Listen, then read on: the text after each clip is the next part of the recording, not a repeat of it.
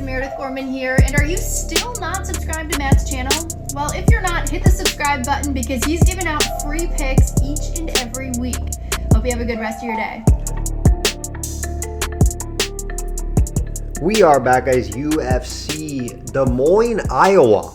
Yes, a new location for a fight night card. I'm sure we've seen it before in the past. I just don't recall it being there for at least a very long time. Well, we do have a few fighters from Iowa on this card, so that will be fun and interesting to see how that works, fighting in front of their home crowd. Nice to be away from the Apex, right? A lot of fight night. We just saw UFC Kansas City fight night card. Now we're seeing this one. We are still seeing Apex cards, though, throughout the year. Hopefully they do get away from those. But at the end of the day, if there's a fight night card, I'm watching it no matter what from start to finish. Fun main event here, Figgy versus Sandhagen. I'll break down that fight, of course, provide free picks. Leans, price talk, value, and more. Systemsportscapping.com or link.me/systemcapping for client opportunities, resume, records, and more over there. Articles as well over the years. Currently handicapping UFC, PGA, and the NHL playoffs. Did just hit on a future bet. We have a couple future bets pending in the NHL for a first round. We did just hit on Washington Capitals -1.5 spread, so that was a nice hit there. Got a couple other pending that I do believe cash for us. So it's been some success. Only 1-0 in the NHL playoffs. I'm very low volume in the NHL playoffs, especially single games, guys. I like to attack maybe more of the future market by series. But we'll have a few bets throughout the NHL playoffs, definitely in the second round here. If you're listening on Spotify or Apple Podcasts, please review and share. It does help me out a ton. I know I got a lot more listeners over there these days than YouTube. But for my OG YouTube watchers, thank you guys. Like the video. It does help out a ton. Let's do a recap of UFC Kansas City. And yes, the run has ended. Just over 2 months straight of profitable cards. More than 2 months. I think it was closer to 3, to be honest. It was a 20-2 run, plus 133. And it ended 1-3 card, and mainly it was due to one fight. Main event we hit on. Hopefully you guys did tail Gary and the over in rounds. I did expect that fight to go deep in the fight order, the decision, which it did. Gary, good win from him. He kind of controlled the fight throughout. Obviously, the 5th round, there was some adversity, but he was able to avoid any sort of severe danger. But guys, he dominated the fight for the most part. Great defense. It just seems when people fight him, it's difficult to get going against him. Right? Smart fighter, Gary. It's not flashy. It's not pretty. He finds ways to get a job done. He was able to limit Pradas from landing or getting going at all. So it's definitely impressive performance. Right now he's the backup fighter for the main event in Montreal in a couple weeks. All right, Pradas did show me a few things that I had question marks about, which I will add to his spreadsheet moving forward for fights. And he was able to go 5 rounds. So those cigarettes and never seeing him go that deep because he usually is finishing fights early. Those questions have been answered. So that's good to see from him. He was able to win the 5th round, right? So that wasn't a question. But, the lights were a little too bright. He wasn't able to get going in his first big 5-round main event. That was a bit concerning for me. And his takedown defense held up. It was pretty. He did get taken down, though, guys, a couple times. But he was able to get up or at least limited damage when he got taken down. So, yes, that's still his weakness, right? Would be his wrestling and grappling. And again, Gary's not a takedown artist. He's not a wrestler. He's a mixed martial artist. He's fairly well-rounded. But, if Pradas fights a guy that can really wrestle, he'd be in trouble, right? The guy's going to be able to hold him down. So keep that in mind moving forward with Pradas. The one fight that we did lose, we had 2 bets on the fight. I had Randy Brown by decision and the fight to go over 2.5. So that was tough, right? Because we've seen Dalby get finished for the first time in his career. And he broke his nose because of it. If he didn't break his nose, he wouldn't have been finished. So there's some tough luck. And when you're on runs like this, I've noticed throughout the years, I've been on a lot of big runs over the years like this, right? And something always happens, it seems. Like I mentioned in the last podcast, guys, the betting gods say, oh, this guy's on a 20-2 run, plus 133, average line. Let's get him. So Dalby breaks his nose and gets finished for the first time in his career. That's kind of what happens, right? Randy Brown is not known for his power, right? Randy Brown is not known to finishing fights, and he finishes a guy that's never been finishing and broke his nose. So, hey, not something you could ever see happening, right? I did, say Randy Brown was going to win the fight. That wasn't surprising. Surprising was how he won the fight, right? So, interesting one there. Shout out to Randy Brown. He's going to have a number by his name. He's climbing the rankings there. I don't think he's ever going to be, definitely not a top 5 guy. Could he sneak into the top 10? Possibly. Time will tell. Update here, 21-5. Updated run here, 11-0 pay-per-view run. That will be on the line next week, guys. Let's get into this card.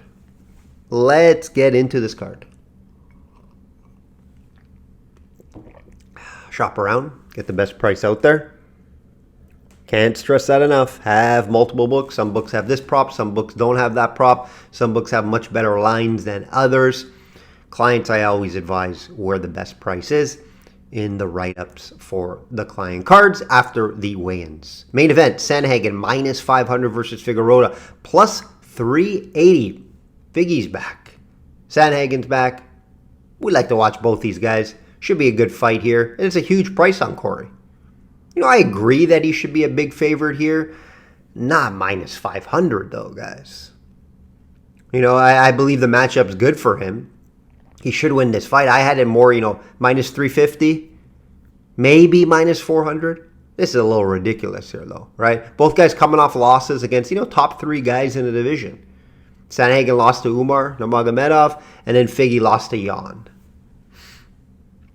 Right, those are the top 3. Those guys are in the top 3 in the division, in my opinion. Corey in this fight will have a big striking advantage. There's no secret about that. Volume at over 5 significant strikes per minute. Just better movement, better defense. All around, he's just a much better striker than Figgy.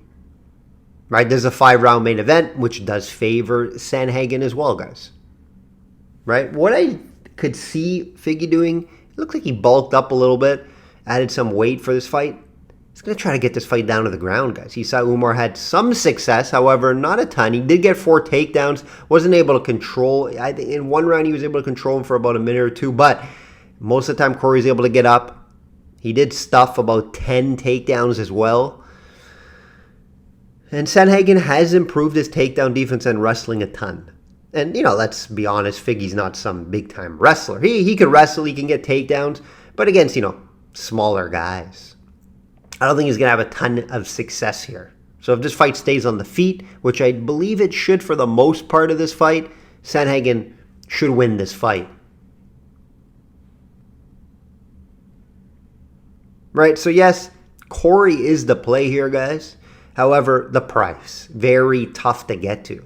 At minus 500. If you look at an outcome here, you look at Figgy's history, he's very tough to finish. He's only been finished once, and it was a doctor's stoppage. Now, there was a submission earlier in his career as well. I'm not worried about Sandhagen submitting him. But yeah, he's only been finished once against Moreno, and it was a doctor's stoppage. I do believe cut or something along those lines, an injury or a cut. So very tough to finish. So, in this fight, I do lean the decision. You could see a later stoppage. It is possible due to the volume that Sandhagen's putting on Figgy. Maybe it wears him down over time.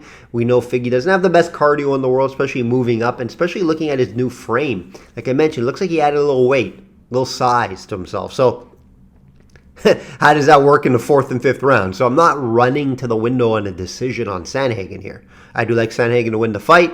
I'm leaning the decision, not in love with it, because I could see a later stoppage in this one.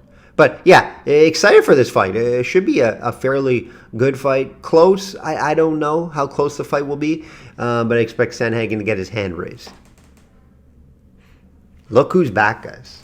Bo Nickel, minus 334 versus the Ritter, plus 250. Bo is back, and it's finally a reasonable price tag on him. Right? His last fight against Paul Craig, he didn't look that unstoppable, right? He didn't look that great. He decided to just strike, and we know his striking is, subpar. And he was able to get obviously a clear win, but this is why we're seeing this price. We're also seeing this price because the Ritter looked good so far in the UFC. A couple nice wins, very good wrestling submission game. However, his striking is poor as well. I would actually say maybe Bo Nickel's the better striker between the two. And you don't say that often, right? The matchup looks good for Bo here, right?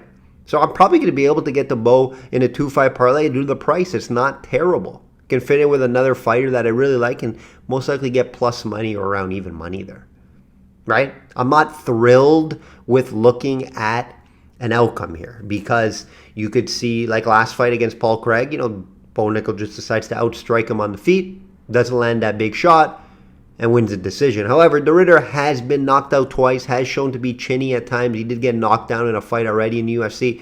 So Bo could finish him. Not ruling that out. Just more confident on the money line side. Bo, and the price is not terrible. Now, I don't bet straight up. Minus 334 personally. Technically, I do, but I will fit it into a 2-5 parlay to get better return of two confident fighters that I believe should win the fight. Right? Just betting 334, the return is poor, right? So, yeah, again, looking at the outcome here, tough. Do I believe the Ritter has a shot to win this fight?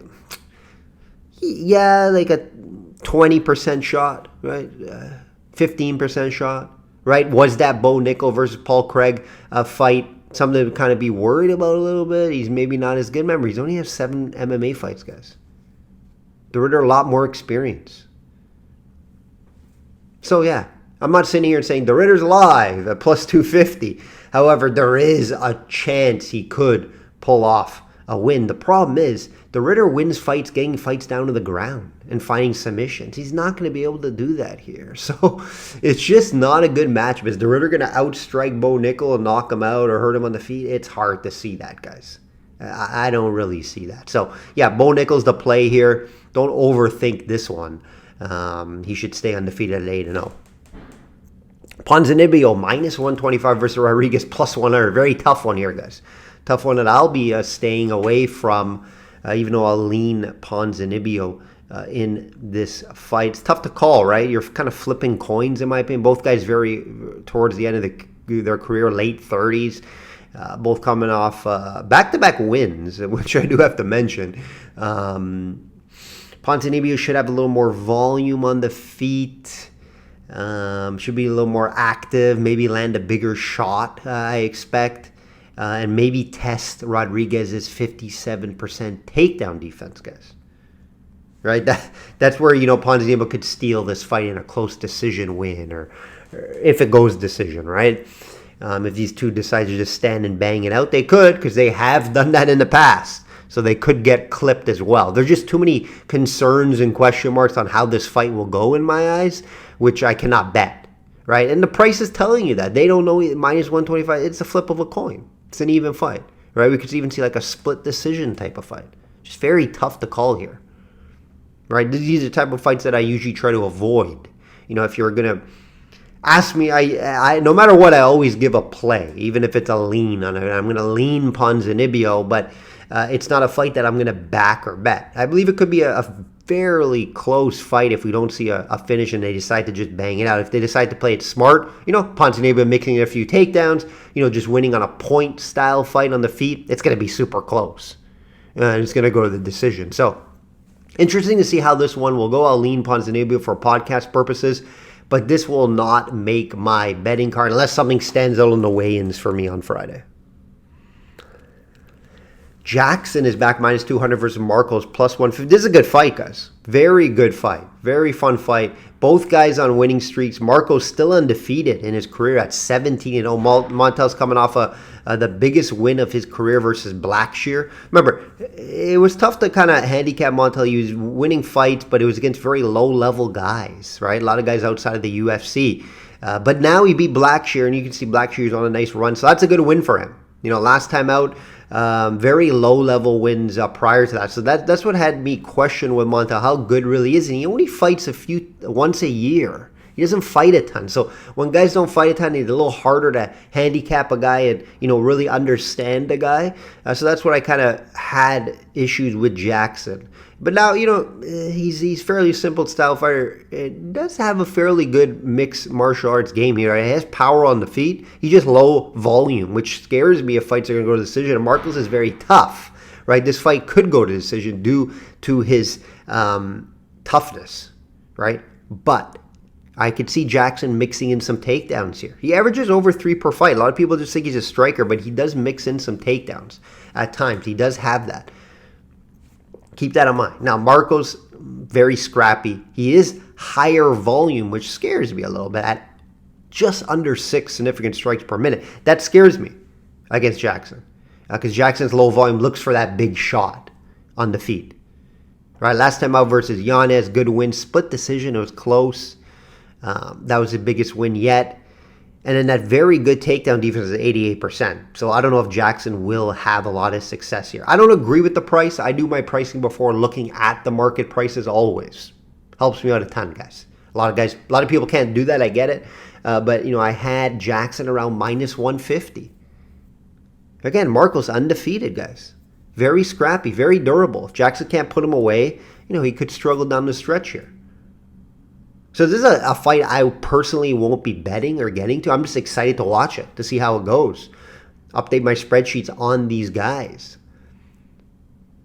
after this fight. This fight will tell a lot, in my opinion, on both sides here. So excited for this fight. I'm going to, again, I give a play on every fight, even if I'm not going to bet. I'm going to lean Jackson. Don't love it, though, especially at this price. Got to talk about this fight as the last fight, guys. Jeremy Stephens, plus 400 versus Mason Jones. Yes, Jeremy Stephens is back in the UFC. And at first I'm like, why? He had some success at BKFC. He's perfect style boxer, scrappy guy. Perfect for that stuff. And then I found out he was from Iowa. So that made sense, right? That's why he's back here. It's probably a one-fight contract. Not getting a great matchup, though, against Mason Jones. Minus 550 for a reason. And it's the wrestling, right? Mason Jones should be able to just take this fight down to the ground. Right?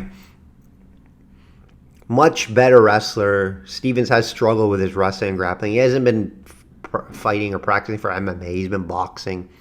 Right? Jones averages over 3 takedowns per fight. 65% takedowns for Stephens over the years. And I just don't know his head. And now it's going to be very difficult to finish him, eyes, because he's fighting at home. He doesn't want to go out and be finished fighting at home, and possibly his last MMA fight in his career. Very possible. Right? Also, Stephens fighting at 155 or most of his career 145. That's another thing to mention here, guys. So, yeah, I don't like Jones. Sure, there's value at plus 400 on Stephens.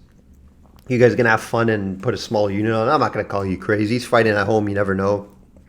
If Jones decides not to wrestle for some reason, Stephens is live. But you expect him to wrestle, right? Mason Jones should use his strength in this fight and get this fight down to the ground and just control it or make an ugly win, right? But if Iowa crowd starts booing him when he's holding him down, maybe he gets a little too excited and gets caught. It's possible. It's possible. We've seen crazier things there.